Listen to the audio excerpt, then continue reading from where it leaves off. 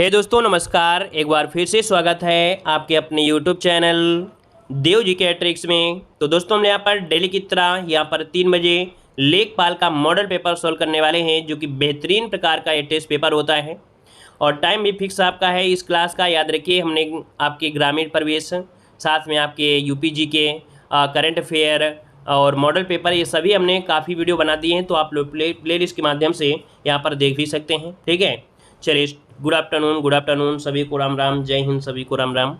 चलिए रेडी सभी लोग, एक बार लाइक शेयर कर दीजिए भाई, सभी लोग लाइक कर दीजिए जितने लोग जुड़ चुके हैं, और जो लोग ऑफलाइन देखते हैं वो लोग भी लाइक शेयर कर दिया करें। ठीक है, चलिए स्टार्ट करते हैं। पहला क्वेश्चन दिया गया है, कौटिल्य का विलोम शब्द आपको बताना है।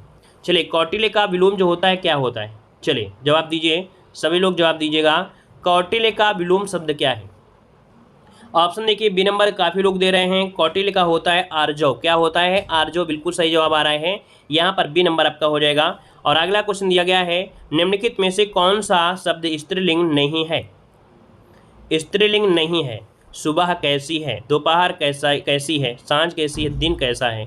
तो ऑप्शन देखिए, डी नंबर जो दिन है वो कैसा है आपका? पुल्लिंग है। डी नंबर बिल्कुल राइट हो जाएगा। अगला क्वेश्चन आपसे यहाँ पर दिया गया है कि सही विकल्प का चयन करें, जो शुद्ध वाक्य है उसे आपको बताना है। देखो दिया, घर पर सब ठीक ठाक होंगे। अच्छा, घर में सब ठीक ठाक होंगे। देखो घर में, क्योंकि घर में होते हैं तो अंदर ही तो होते हैं ना, तो इसलिए आपका ऑप्शन बनेगा क्या? यहाँ पर आंसर आपका बनेगा बी नंबर। नोट कर लीजिएगा, ऑप्शन हो जाएगा बी नंबर। आगे बढ़ते हैं, क्वेश्चन आपसे अगला है, निम्नलिखित में से कौन सा शब्द अनेकार्थक है? अर्थात कौन से शब्द के अनेक अर्थ बन सकते हैं? यहाँ पर 4 नंबर का जवाब दीजिएगा। तो देखो भाई, यहाँ पर जो दिया है अंबर, तो अंबर के कई अर्थ आपके होते हैं। ठीक है ना, अंबर के कई अर्थ होते हैं। देखो, अंबर आकाश भी होता है, वस्त्र भी हो जाता है, तो यहाँ पर ऑप्शन क्या बनेगा? ए नंबर, इसका आपका जवाब राइट हो जाएगा। अगला क्वेश्चन आपसे यहाँ पर दिया है, गौशाला में कौन सा समास है? 5 का ऑप्शन दीजिएगा। गौशाला में जो समास है वो आपका कौन सा है? गौशाला में समास। नोट करिए, गौशाला में समास, गौ के लिए शाला, अर्थात जो गाय हैं रहने के लिए जो घर होता है उसे कहते हैं, अर्थात इसका ऑप्शन क्या बनेगा? ए नंबर आपका हो जाएगा, तत्पुरुष समास आपका बन जाएगा। चलिए आगे बढ़ते हैं, क्वेश्चन दिया गया है, कारक चिन्हों को कहा जाता है। कारक चिन्हों को कहा जाता है, यहाँ पर देखो क्या कहा जाता है? अव्यय, विभक्ति, संयोजक, या इनमें से कोई नहीं। तो देखो यहाँ पर 6 का ऑप्शन होता है विभक्ति कहते हैं। जो कारक चिन्ह होते हैं इनको विभक्ति कहते हैं। जो कारक चिन्ह होते हैं वो आपके 8 होते हैं मुख्य रूप से। तो ऑप्शन क्या बनेगा? बी नंबर आपका राइट हो जाएगा। अगला क्वेश्चन आपसे दिया गया है, ग्रामीण का विलोम शब्द क्या होता है? ग्रामीण का विलोम शब्द पूछा गया है 7 नंबर में, तो जवाब क्या बनेगा? यहाँ पर हो जाएगा, ग्रामीण का होता है शहरी, क्योंकि विलोम पूछा गया है तो हम लोग क्या कहेंगे? शहरी तो कहेंगे ना। तो ऑप्शन क्या जाएगा आपका? बी नंबर आपका राइट हो जाएगा। अगला क्वेश्चन आपसे यहाँ पर दिया गया है कि जिस पत्तल में खाना उसी पत्तल में छेद करना। कहावत तो आपने बहुत बार सुनी होगी, क्यों भाई, सुना है कि नहीं? कि जिस पत्तल में खाना उसी पत्तल में छेद। यहाँ पर देखिए आपका होता है क्या? अपने हाथों अपना ही नुकसान करना, ऐसा तो आपका है नहीं है। परोसे गए भोजन का निरादर करना, ये भी नहीं है। मूर्खतापूर्ण कार्य करना। देखो यहाँ पर दिया गया कृतघ्न होना, क्या हो जाएगा? यहाँ पर बी नंबर हो जाएगा, कृतघ्न होना। ठीक है ना, मतलब कृतज्ञ मतलब होता है किए गए उपकार को मानना, और कृतज्ञ मतलब होता है जो किए गए उपकार को नहीं मानता है। ठीक है ना, तो यहाँ पर जो ऑप्शन है, तो ऑप्शन के अनुसार हम लोग क्या करेंगे? बी वाले को राइट कर देंगे। ठीक है, चलिए आगे बढ़ते हैं। क्वेश्चन दिया गया, बादल का पर्यायवाची शब्द आपका नहीं है। बादल का पर्यायवाची शब्द आपका नहीं है, 9 का ऑप्शन दीजिएगा। तो देखिए भाई, बादल के पर्यायवाची की अगर बात करें तो देखो यहाँ पर होता है तोयद है, नीरद है, पयोधर है, लेकिन तोयद ही नहीं है। तो यहाँ पर जो ऑप्शन है कौन सा? डी वाला। यहाँ पर 9 का ऑप्शन डी नंबर, ये बादल का नहीं है। अगला क्वेश्चन दिया गया है, निम्नलिखित में से वर्तमान काल का उदाहरण बताना है। वर्तमान काल आपकी किन में से है? तो देखो भाई, यहाँ पर है, यहाँ पर दिया गया है, तो सिंपल सी बात है कि वह जाता है, ता है, ती है, वो वर्तमान में तो होता है। तो ऑप्शन क्या बनेगा? ऑप्शन बनेगा आपका सी नंबर। अगला क्वेश्चन दिया गया है कि जिस समास के पूर्व एवं उत्तर दोनों ही पद प्रधान हों या समान रूप से प्रधान होते हैं, वो समास कौन सा होता है? यहाँ पर 11 नंबर में ऑप्शन बनेगा डी, आपका द्वंद्व समास होता है। क्या होता है? द्वंद्व समास, इसका ऑप्शन डी हो जाएगा। अगला क्वेश्चन दिया गया है, निम्नलिखित में से स्त्रीलिंग शब्द आपको बताना है। चलिए, स्त्रीलिंग क्या है? किन्नर कैसा है? अहिंसा। देखिए ऑप्शन बी नंबर है ना, यहाँ पर जो आंसर आपका आ रहा है बी नंबर बिल्कुल राइट हो जाएगा। ये स्त्रीलिंग शब्द आपका है। ठीक है, आगे बढ़ते हैं। क्वेश्चन आपसे अगला पूछा गया है, देवता का पर्यायवाची शब्द इनमें से क्या है? देवता का पर्यायवाची, 13 का ऑप्शन देना है। देवता का पर्यायवाची क्या बनेगा? नोट करिए भाई, 13 की अगर हम बात कर दें यहाँ पर, तो आपका आंसर होना चाहिए क्या, यहाँ पर होता है विबुध हो, क्या होता है यहाँ पर देवता का पर्यायवाची यहाँ पर विबुध हो जाएगा, क्या हो जाएगा 13 का ऑप्शन बनेगा आपका बी नंबर। चलिए आगे बढ़ते हैं, क्वेश्चन आपसे अगला पूछा गया है, सही मोहरा आपको बताना है। नेत्रों में मिट्टी डालना, नेत्रों में रेत डालना, नेत्रों में धूल झोंकना। तो भाई आपने देखा होगा आंखों में झूल, है ना, आंखों में झूल झोंकना, यही तो होता है। ऑप्शन बनेगा आपका सी वाला। अगला क्वेश्चन दिया गया है, मध्यम पुरुष तू का सही बहुवचन क्या है। तो तू का बहुवचन जो बनेगा क्या बनेगा, चलिए तू का बहुवचन क्या बनेगा 15 नंबर में। तो ऑप्शन बनेगा आपका बी नंबर, आपका तुम लोग हो जाएगा, क्या हो जाएगा तुम लोग, इसका ऑप्शन जो बनेगा ये आपका बी हो जाएगा। यहाँ पर देखिए आपका गद्यांश दिया गया है, सच्चे वीर अपने प्रेम के जोर से लोगों को सदा के लिए बांध देते हैं। तो देखो भाई यहाँ पर आपके सच्चे वीर के बारे में पढ़ेंगे तो बड़ा अच्छा लगेगा, और पढ़ते पढ़ते पूरी तरीके से आप लोग इसका जवाब दे सकते हैं गद्यांश के जितने भी क्वेश्चन हैं। आइए अगला क्वेश्चन दिया है, गोद लिया हुआ पुत्र के लिए एक शब्द आपको बताना है। जो गोद लिया हुआ पुत्र होता है उसे कहते क्या हैं, इसे दत्तक कहते हैं, क्या कहते हैं दत्तक पुत्र कहते हैं, इसका ऑप्शन बी हो जाएगा। आगे बढ़ते हैं, क्वेश्चन आपसे अगला पूछा है, निम्नलिखित में से शुद्ध वर्तनी आपको बताना है, शुद्ध वर्तनी इनमें से कौन हो जाएगी 19 नंबर में। चलिए शुद्ध वर्तनी की बात करते हैं, तो देखिए आपको दिया गया है चरमोत्कर्ष कर्ष, देखिए ऑप्शन कौन सा आपका सी वाला, देखिए चरमोत्कर्ष ऑप्शन जो है आपका सी नंबर है, यहाँ पर 19 का ऑप्शन सी वाला राइट हो जाएगा। आगे बढ़ते क्वेश्चन दिया गया है, निम्नलिखित में से गेहूं का तत्सम शब्द कौन सा है। गेहूं का तत्सम शब्द आपका कौन सा बनेगा 20 नंबर में। देखो गेहूं का होता है गोधूम, देखो ये बताने की जरूरत नहीं है, ऐसे सरल क्वेश्चन आप लोग तुरंत बता सकते हैं, यहाँ पर गोधूम हो जाएगा। अत्याचार का संविच्छेद की अगर हम बात करें तो क्या हो जाएगा अति धन आचार, क्या हो जाएगा अति धन आचार, जो कि यण संधि है, और यण संधि के हिसाब से देखिए कौन सा ऑप्शन सी वाला आपका हो जाएगा अति धन आचार बन जाएगा। आगे बढ़िए, अगला क्वेश्चन आपसे यहाँ पर दिया गया है, जल में रहने वाला प्राणी के लिए एक शब्द बताइए, जल में रहने वाला प्राणी के लिए एक शब्द बताइए 22 नंबर में। तो देखो जलचर कहते हैं, जो जल में रहने वाला प्राणी होता है उसे जलचर कहते हैं। तो आपका जो ऑप्शन है वो आपका बनेगा क्या सी नंबर आपका राइट हो जाएगा। अगला क्वेश्चन दिया गया है, सूर्योदय का संविच्छेद क्या है। सूर्योदय का संविच्छेद यहाँ पर 23 का ऑप्शन दीजिएगा। तो सूर्योदय का होता क्या है सूर्य धन उदय, ओ की मात्रा है अर्थात यहाँ पर गुण संधि है, तो ऑप्शन बनेगा क्या सूर्य धन उदय, ऑप्शन जवाब हो जाएगा ए नंबर हो जाएगा। ठीक है, चलिए अगला बताइए, अहेतुकी का शुद्ध रूप क्या होता है। अहेतुकी होता है या अहेतुकी होता है। देखो अहेतुकी होता है, अहेतुकी यहाँ पर जो ऑप्शन है वो आप कभी नंबर नोट कर लीजिएगा भाई, जितने लोग जुड़े हैं यहाँ पर इसका आंसर की मतलब कि इसका स्क्रीनशॉट लीजिए, ऑप्शन बी हो जाएगा। और आगे बढ़ते हैं, क्वेश्चन आपसे दिया गया है कि संस्कृत से हिंदी में प्रयुक्त मूल शब्द से वर्तमान स्थायी तद्भव रूप तक पहुँचने के मध्य में संस्कृत के अशुद्ध या टूटे फूटे स्वरूप में प्रयुक्त होने वाले शब्द क्या कहलाते हैं। देखो हमने कई बार आपको बताया है, यहाँ पर देखो मध्य में भी दे दिया है, ना ही ये संस्कृत के हैं ना तो आपके हिंदी के हैं, ये मध्य में है, और मध्य की बात करें तो क्या हो जाएगा, सभी लोग जवाब दीजिए भाई, इजी क्वेश्चन आपका है, वेरी गुड बिल्कुल सही है, आपका जवाब हो जाएगा डी नंबर अर्ध तत्सम हो जाएगा, क्या हो जाएगा अर्ध तत्सम हो जाएगा। आगे बढ़ते हैं, क्वेश्चन आपसे अगला पूछा गया है, भारत छोड़ो आंदोलन को शुरू किया गया था, यहाँ पर डेट आपको बताना है कि भारत छोड़ो आंदोलन को जो शुरुआत किया गया था ये कब किया गया था, नोट करिए और लॉक करिए जल्दी से। यहाँ पर देखो 9 अगस्त आपको पता है, सबको पता है कि नहीं 9 अगस्त है, लेकिन 9 अगस्त वाले ऑप्शन दिया है। तो भारत छोड़ो आंदोलन 1942 में स्टार्ट हुआ था, वो भी डेट आपको याद रखना है कब, तो आपके 9 अगस्त 1942 को यहाँ पर किया गया था। ये पॉइंट आप सभी को यहाँ पर क्लियर होना चाहिए, 51 नंबर क्लियर हो गया होगा सभी लोगों को, ठीक है ना।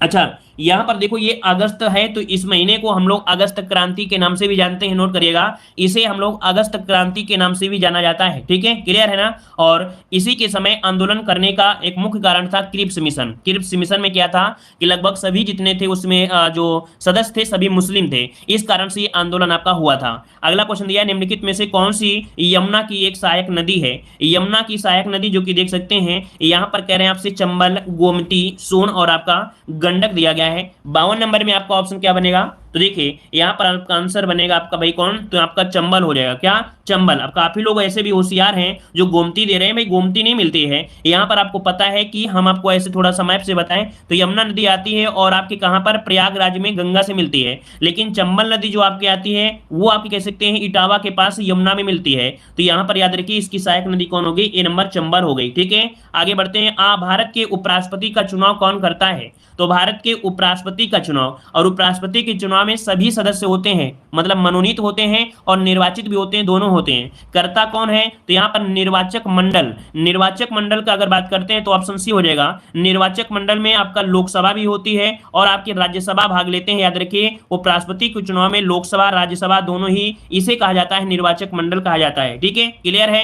आगे बढ़ते हैं, क्वेश्चन आपसे दिया गया है मौर्य साम्राज्य के काल में लोगों की जो भाषा थी वो क्या थी? मौर्य साम्राज्य। अब मौर्य साम्राज्य की अगर बात आई है तो याद रखिएगा, मौर्य साम्राज्य का एक प्रतीक हुआ करता था मोर। क्या होता था? मोर इसका प्रतीक हुआ करता था। अगर क्वेश्चन ये पूछे कि मौर्य साम्राज्य में जो प्रतीक हुआ करता था किसका, तो मोर का प्रतीक हुआ करता था। ठीक है, और इस समय अवधि के दौरान एक उच्च शिक्षा का प्रसिद्ध केंद्र तक्षशिला था। क्या? तक्षशिला। मतलब यहाँ पर 54 का ऑप्शन आपका बनेगा बी नंबर। यहाँ पर आपका हो जाएगा बी नंबर, आपका पाली यहाँ पर राइट हो जाएगा। कौन सा? यहाँ पर पाली आपको लगाना है भाई। 54 का आंसर आपका क्या हो जाएगा? पाली। अगर आपका पाली ना होता तो हम लोग यहाँ पर अवधि पर फोकस करते, लेकिन अवधि अब बोल रहे हैं, है ना, इसलिए ऑप्शन नहीं दिया गया है। तो यहाँ पर याद रखिए, उस समय की बात किया है मौर्य काल में, तो आपको पाली यहाँ पर लगाना है। ठीक है, चलिए आगे बढ़ते हैं। क्वेश्चन आपसे दिया गया है, अच्छा उसमें कोई दिक्कत था क्या? माफ करिए।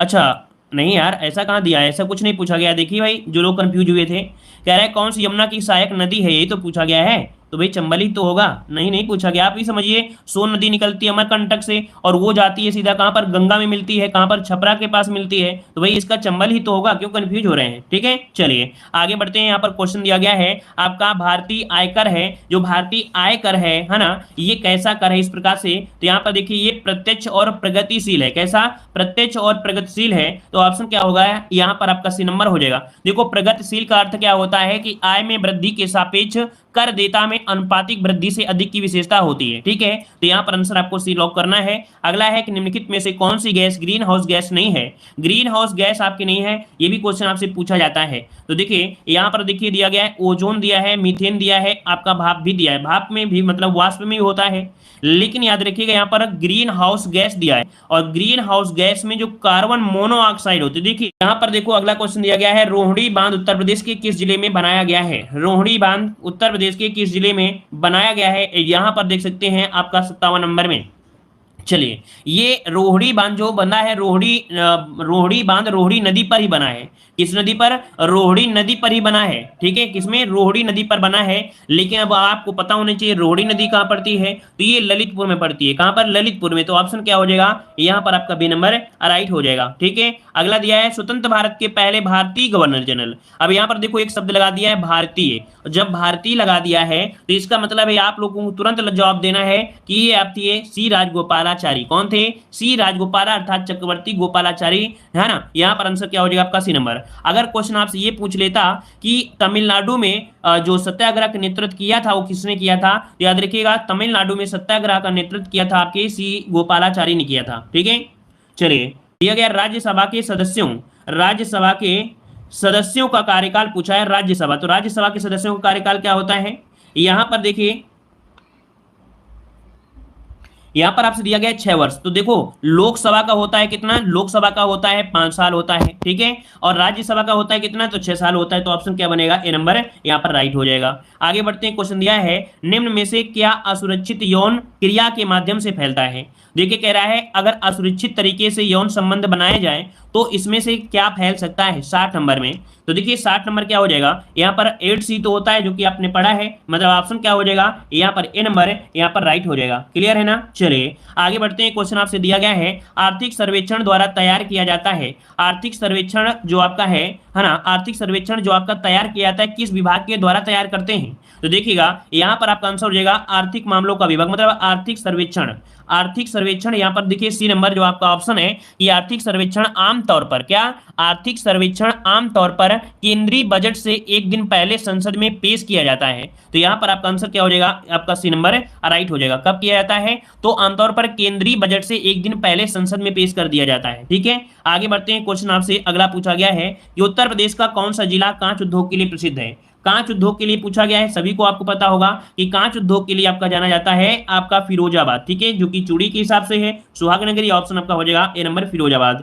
अगला क्वेश्चन आपसे दिया गया है जनवरी 2020 में राष्ट्र ने राष्ट्रपिता महात्मा गांधी की कितनी पुण्यतिथि उनको श्रद्धांजलि, देखो 2020 की बात कर रहा है, 2020 की बात कर रहा है, 21 की बात नहीं कह रहा है। तो इसका आपका आंसर क्या हो जाएगा 63 नंबर में? तो 63 का ऑप्शन आपका बनेगा 72वीं नंबर, बी नंबर इसका राइट हो जाएगा, 72वीं नंबर आपका राइट हो जाएगा। क्यों? क्योंकि महात्मा गांधी की जो आपकी मृत्यु हुई थी वो हुई थी 30 जनवरी को, 30 जनवरी, और कब? तो आपके 1948 को हुई थी। कब हुई थी? 1948 को हुई थी, याद रखिएगा। और अगर पूछे कि इनकी समाधि कहां पर बनी है तो आपकी नई दिल्ली में है। कहां पर? राजघाट पर बनी है, राजघाट पर। ठीक है, चलिए आगे बढ़ते हैं। क्वेश्चन दिया गया है, निम्नलिखित किसे पंजाब केसरी के नाम से जाना जाता है? पंजाब केसरी के नाम से जानते हैं आपके यहां पर किसे भाई? तो आपका आंसर आ रहा है, देखिए काफी लोग यहां पर जवाब दे रहे हैं पंजाब केसरी लाला लाजपत राय। 64 का ऑप्शन यहां पर सी हो जाएगा, लाला लाजपत राय आपका 64 का ऑप्शन सी नंबर राइट हो जाएगा। क्लियर है ना? देखो यहां पर जो दिए हैं जयप्रकाश नारायण, जयप्रकाश नारायण को जाना जाता है लोकनायक के रूप में। किस नाम से?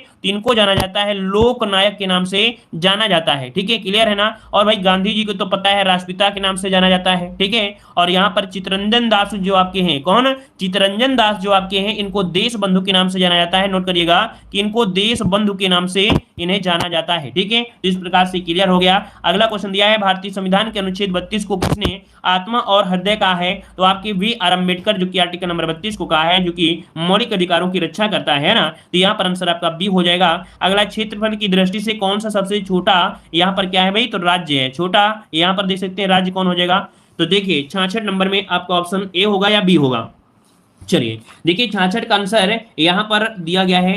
अच्छा, यहाँ पर ये नहीं दिया गया है, यहाँ पर ये नहीं दिया गया है कि जो आपका राज्य है, और ना ही पूछा गया है आपका क्या? केंद्र शासित प्रदेश। तो अब आपका ये क्वेश्चन कठिन हो गया, कठिन अब हो गया। तो अब आपको पता होना चाहिए कि यहाँ पर जो गोवा का क्षेत्रफल है वो कितना है? तो 3702, कितना? 3702। ये क्या है? वर्ग किलोमीटर है। क्या है? वर्ग किलोमीटर है। वहीं पर जो आपका चंडीगढ़ है, क्या? वहीं पर जो आपका चंडीगढ़ है वो आपका 114 वर्ग किलोमीटर है। कितना है? 114 वर्ग किलोमीटर है, 114 वर्ग किलोमीटर है। ठीक है, अब यहां पर दिया गया है आपका लक्षद्वीप, जो कि मात्र 32 वर्ग किलोमीटर में है। कितना है? तो आपका मात्र 32 वर्ग किलोमीटर है। तो आपका ऑप्शन क्या हो गया?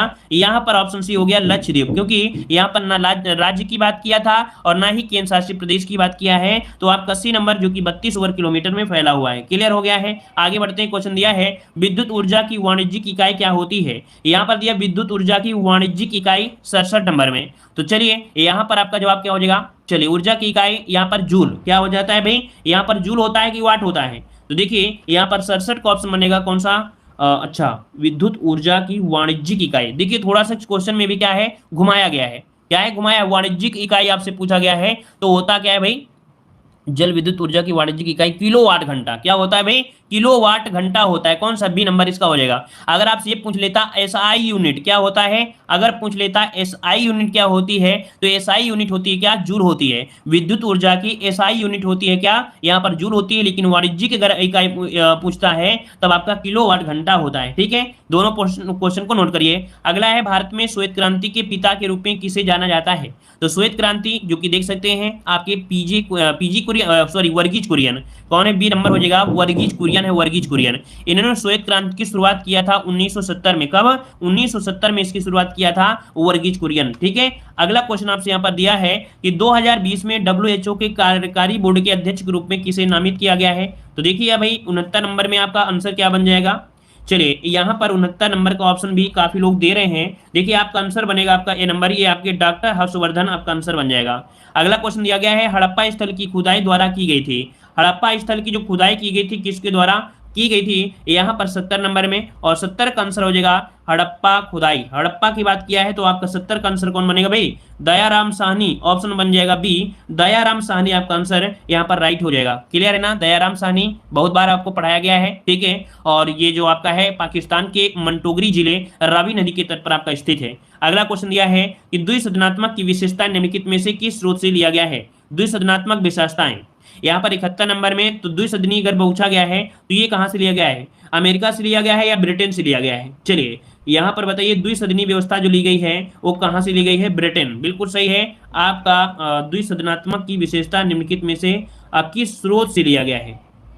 किस स्रोत से ली गई है? देखो एकल नागरिकता, दोहरी नागरिकता, सॉरी वो नागरिकता सिस्टम है, लेकिन ये द्विसदनात्मक आपको दिया गया है, ये ब्रिटेन से ही होगा। कहां से होगा? ब्रिटेन से होगा, क्योंकि यहाँ पर नागरिकता की बात नहीं कह रहा है। द्विसदनात्मक जैसे आपका उत्तर प्रदेश में क्या है, विधानसभा भी है और विधान परिषद भी है ना, तो वो आपकी ब्रिटेन से लिया गया है। तो ऑप्शन क्या आ जाएगा यहाँ पर बी नंबर राइट हो जाएगा। अगला दिया गया है, भारत में निम्नलिखित राज्यों में से किसने मनरेगा के तहत रोजगार देने में सबसे ऊपर है। तो भाई मनरेगा के तहत रोजगार देने में सबसे जो ऊपर है वो आपका कौन है, 72 नंबर में कौन सा होगा। चलिए उत्तर प्रदेश ऑप्शन आ रहा है बी नंबर, आपका उत्तर प्रदेश आपका हो जाएगा बी नंबर हो जाएगा। ठीक है, यहाँ पर आगे बढ़ते हैं। क्वेश्चन आपसे दिया गया है, उत्तर दक्षिण पूर्व पश्चिम चार प्रमुख दिशाओं को क्या कहा जाता है। अर्थात इन चारों को जो कहा जाता है कहते क्या है। तो देखिए यहाँ पर बोलते हैं कार्डिनल पॉइंट, क्या बोलते हैं इन्हें, कार्डिनल पॉइंट कहते हैं। ऑप्शन क्या बनेगा यहाँ पर बी नंबर राइट हो जाएगा, नोट करिएगा। ठीक है, या इसे हम लोग क्या बोल देते हैं, कार्डिनल। ठीक है, या दिशाएं भी कह सकते हैं, पॉइंट दिया है इसमें पॉइंट की जगह हो सकते हैं कार्डिनल, यहाँ पर दिशा भी दे सकता है। अगला क्वेश्चन दिया गया है, भारत सरकार का प्रथम विधाधिकारी किसे कहा जाता है। भारत सरकार की बात किया है, भारत सरकार का प्रथम विधाधिकारी होता है कौन, महान्यायवादी को बोला जाता है। किसे, महान्यायवादी को बोला जाता है। आपका आंसर क्या हो जाएगा, सी नंबर। आर्टिकल नंबर आपसे 76 में इसका जिक्र किया गया है कि इसके जो आपके कह सकते हैं नियुक्ति करते हैं वो आपके राष्ट्रपति करते हैं महान्यायवादी की नियुक्ति। ठीक है ना, तो आपका आंसर हो जाएगा सी नंबर, आर्टिकल नंबर 76। अगला क्वेश्चन दिया है, अक्टूबर 2020 में उत्तर प्रदेश सरकार ने ऐतिहासिक और धार्मिक दौरे के लिए मजदूरों को कितनी राशि की वित्तीय सहायता देने की घोषणा किया है।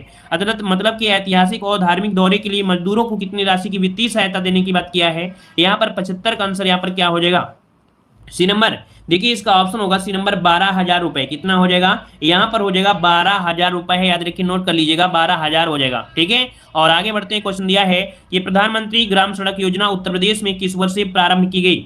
प्रधानमंत्री ग्राम सड़क योजना, यहाँ पर देखो योजनाओं से क्वेश्चन आपको पढ़ना ही पढ़ना पड़ेगा, तो अच्छे से पढ़िए, जो भी अभी से मिलता जाए उसे नोट करते चलिएगा। ठीक है, एक बार स्क्रीनशॉट लीजिए और जब सोया करें तब इसका रिवीजन भी कर लिया करें। यह योजना शुरुआत की गई थी 2012 में। कब की गई थी, 2012 से प्रारंभ की गई थी। ठीक है, तो यहाँ पर आपका 76 का ऑप्शन बनेगा डी नंबर, 2012 आपका राइट हो जाएगा। ठीक है, आगे बढ़ते हैं। क्वेश्चन दिया है, उत्तर प्रदेश में लोकसभा की कितनी सीटें हैं। लोकसभा की सीटों की बात करें तो आपको आंसर तुरंत देना है कि 80 लोकसभा क्षेत्र में है। यहाँ पर आपका आंसर हो जाएगा कौन सा, सी नंबर 80 आपका हो जाएगा, 80 हो जाएगा। क्लियर है ना आपका। और अगर पूछे कि जो आरक्षित सीटें हैं, अर्थात यहाँ पर अनुसूचित जाति के लिए आरक्षित दिया गया है, वो 17 सीट दिया गया है। अगला क्वेश्चन दिया है, भूमि राजस्व 1901 की किस धारा में लेखपाल का वर्णन किया गया है। अभी बताइए, देखिए भूमि राजस्व 1901 है, इसमें एक धारा है जिसमें लेखपाल का वर्णन किया गया है। अब आप बताइए कि लेखपाल का जो वर्णन है वो कौन सी धारा में किया गया है। तो देखिए यहाँ पर आपका आंसर 78 का ऑप्शन आपका बनेगा ए नंबर, धारा 23 में इसका जिक्र किया गया है। यहाँ पर आंसर आपका ए हो जाएगा। क्लियर है ना। लेखपाल जो होता है वो ग्राम स्तर पर सरकार का क्या करता है, प्रतिनिधित्व करता है। क्या, ग्राम स्तर का सरकार का प्रतिनिधित्व करता है लेखपाल। ठीक है, अगला क्वेश्चन दिया है, दुग्ध उत्पादन में उत्तर प्रदेश का जो स्थान है वो आपका कौन सा है। तो आपको पता है कि आपका पहला स्थान है आपका उत्तर प्रदेश का यहाँ पर रहता है, याद रखिएगा। 17% से देखा जाए तो आपके यूपी का हिस्सेदारी है आपकी। ठीक है, क्लियर है। राजस्थान जो आपका है वो दूसरे स्थान पर है। ठीक है, अगला क्वेश्चन दिया है कि प्रधानमंत्री जीवन ज्योति बीमा योजना, बहुत योजनाएं मिलेंगे। अब आप कहोगे कि सर याद कैसे करेंगे, तो इनको आप डेली का डेली पढ़िए, डेली का डेली कॉपी में नोट करिए और डेली का डेली रिवीजन करिए, तभी ये योजनाएं आपकी तैयार होंगी। यहाँ पर देखिए इस योजना का कारण क्या था कि मृत्यु के मामले में जो नामित व्यक्ति हैं उनको भुगतान के रूप में 2 लाख रुपए दिया जाएगा, और यहाँ पर जीवन ज्योति योजना पर जीएसटी की छूट भी दी जाएगी। तो यहाँ पर 80 का आपका आंसर बनेगा बी नंबर। 18 से 50 वर्ष के जितने भी उम्र के आयु के जो भी होंगे उनको इसमें आपको लाभ मिलेगा। अगला क्वेश्चन दिया गया है, मनरेगा अधिनियम किस वर्ष पारित किया गया था। अधिनियम पूछा गया है, तो अधिनियम आपको पारित हुआ था कब, आपके 2005 को। कब हुआ था, 2005 को ये पारित हुआ, क्योंकि यहाँ पर हमने पहले ही फोकस कर दिया है कि पारित को दिया है, लेकिन लागू कब हुआ था। देखो ये पारित हुआ था 7 सितंबर 2005 को, लेकिन लागू हुआ था 2 फरवरी को। कब, 2 फरवरी 2006 को क्या हुआ था लागू। अगर पूछा जाता तो यहाँ पर बताते 2006, लेकिन पूछा गया है क्या, पारित किया गया, तो पारित किया गया था 2005 को, याद रखिए 7 सितंबर 2005 को। अगला क्वेश्चन दिया है, उत्तर प्रदेश का जो राज्य वृक्ष है वो आपका कौन सा है। उत्तर प्रदेश का राज्य वृक्ष पूछा है 82 नंबर में। यहाँ पर आपका आंसर क्या बन जाएगा, चलिए बरगद का पेड़, अशोक का पेड़, आम का पेड़। चलिए ये नंबर देखिए, अभी भी कितने भी महान लोग हैं यहाँ पर जवाब दे रहे हैं, बहुत अच्छे, वेरी गुड। मतलब ऐसे ही क्वेश्चन में हमें विश्वास नहीं था कि आप ऐसे क्वेश्चन को गलत कर सकते हैं। यहाँ पर बहुत लोग जवाब दिए थे, देखो अभी ये दिए थे बरगद का पेड़, लेकिन हम पूछ रहे हैं उत्तर प्रदेश का भैया, तो उत्तर प्रदेश का क्या हो जाएगा, अशोक का पेड़। अब ये कोई नहीं कह सकता है कि ये क्वेश्चन भाई नहीं पूछा जाता है, तो ये पूछा जाता है और आप लोग गलती कर भी रहे हैं, ठीक है। यहाँ पर आंसर क्या होगा, बी नंबर। अगला क्वेश्चन दिया गया है, कस्तूरबा गांधी बालिका विद्यालय किसके लिए शैक्षणिक सुविधाएं प्रदान करता है। मतलब जो कस्तूरबा गांधी बालिका विद्यालय है वो किसके लिए शिक्षा उपलब्ध कराता है, यहाँ पर कौन सी कास्ट के लिए, तो यहाँ पर देखिए अनुसूचित जाति, अनुसूचित जनजाति, अन्य पिछड़ा वर्ग, उपरोक्त सभी, इसका राइट आंसर हो जाएगा 83 का डी नंबर। अगला क्वेश्चन दिया गया है, उत्तर प्रदेश में कृषि विभाग की स्थापना किस वर्ष में हुई थी। ये जो टेस्ट पेपर आपका है बहुत ही अच्छा टेस्ट पेपर आपका है, याद रखिएगा। उत्तर प्रदेश में कृषि विभाग की स्थापना 84 नंबर में, तो ये 1975 में की गई थी। देखिए जो लोग 75 जवाब दे रहे हैं, 75 उनका जवाब बिल्कुल से यहाँ पर राइट हो जाएगा, ठीक है। और भारत सरकार अधिनियम जो 1919 था उसके पारित करने के बाद कृषि विभाग राज्य सरकार के अधिकार में आ गया था। कब, 1919 में जब कृषि विभाग आया तो राज्य सरकार के अधिकार में आ गया था। अगला क्वेश्चन दिया गया है, उत्तर प्रदेश में 1 बीघा बराबर होता है कितने के। 1 बीघा जो होता है वो कितने के बराबर होता है, हमने आपको पढ़ाया है। चलिए अगला क्वेश्चन है, उत्तर प्रदेश निम्न में से किस पर्वत श्रृंखला से घिरा है। यहाँ पर पर्वत श्रृंखला अभी हमको बताया था, शिवालिक श्रेणी हो जाएगा। अगला क्वेश्चन दिया गया है, कह रहा आपसे कि किस राज्य में पशुधन की संख्या सबसे अधिक है। मतलब यहाँ पर पशु की जो संख्या है वो आपकी कहाँ पर है, 87 नंबर में। तो 87 को ऑप्शन देखिए, आपका जवाब आ रहा है ए नंबर, उत्तर प्रदेश। तो देखिए भाई उत्तर प्रदेश आपका अगर बात करते हैं 87 नंबर में, तो आपका उत्तर प्रदेश हो जाएगा। अगला दिया गया है, निम्न में से किस योजना का नाम बदलकर दीनदयाल अंत्योदय योजना रखा गया है। दीनदयाल अंत्योदय योजना रखा गया है, कौन सी योजना का नाम बदलकर, 88 नंबर में। तो ये रखा गया राष्ट्रीय ग्रामीण आजीविका मिशन। कौन सा, ऑप्शन ए हो जाएगा कि राष्ट्रीय ग्रामीण आजीविका मिशन का नाम बदलकर दीनदयाल अंत्योदय योजना यहाँ पर रखा गया है, नोट कर लीजिएगा, ठीक है। और यहाँ पर देख सकते हैं जो ग्रामीण है ये 2011 में आई थी और इसे 2015 में बदल दिया गया। मतलब ये जो योजना आपकी है ये 2015 में नया नाम दिया है, ये स्टार्टिंग जो आपकी हुई थी 2011 में इसकी हुई थी, ठीक है। चलिए आगे बढ़ते हैं। क्वेश्चन दिया है, उत्तर प्रदेश का सबसे बड़ा पक्षी अभ्यारण्य इनमें से कौन सा है। पक्षी अभ्यारण्य पूछा गया है, तो आपका पक्षी अभ्यारण्य पटना है, किशनपुर, महावीर, लाख बहोसी। तो देखो लाख क्या होती, संख्या बड़ी होती है, लाख संख्या बड़ी होती है, तो लाख बहोसी यहाँ पर 89 नंबर आपका जवाब राइट हो जाएगा, लाख बहोसी। इसका जवाब आप लोग दीजिए, लाख बहोसी पक्षी विहार जो आपका है ये कहाँ पर है, कमेंट बॉक्स में इसका जवाब दीजिएगा। अगला क्वेश्चन दिया गया है, यहाँ पर देखो दिया गया है, जमींदारी प्रणाली की जो शुरुआत किया था, किसने शुरुआत किया था। जमींदारी, कार्नवालिस का नाम सुना होगा आप सभी लोगों ने, कि कार्नवालिस ने, जो कि 1793 में, कब, तो भाई 1700 यहाँ पर आपको लिखना है 1793 में। तो 1793 में अस्थायी रूप से यहाँ पर पेश किया था, तो ऑप्शन बी हो जाएगा। क्लियर है, आगे बढ़ते हैं। क्वेश्चन आपसे अगला पूछा गया है, उत्तर प्रदेश में पशु चिकित्सा अस्पताल जो है वो आपके कितने हैं। चलिए 91 नंबर में, तो 91 का हो जाएगा 2200। क्या होगा, 2200 जो ऑप्शन है, कौन सा सी नंबर आपको लगाना है। अगला आपसे यहाँ पर क्वेश्चन दिया गया है, कह रहा आपसे ये पंचायती राज संरचना में कितने स्तर होते हैं। पंचायती राज संरचना में कितने स्तर होते हैं, यहाँ पर 92 का जवाब दीजिएगा। तो देखिए आपको पढ़ाया गया है 3 स्तर, क्या 3 स्तर, ग्राम स्तर पर ग्राम पंचायत, ब्लॉक स्तर पर पंचायत समिति, और जिला स्तर मतलब जिला स्तर पर जिला परिषद। तो ऑप्शन क्या हो जाएगा, बी नंबर आपका राइट हो जाएगा।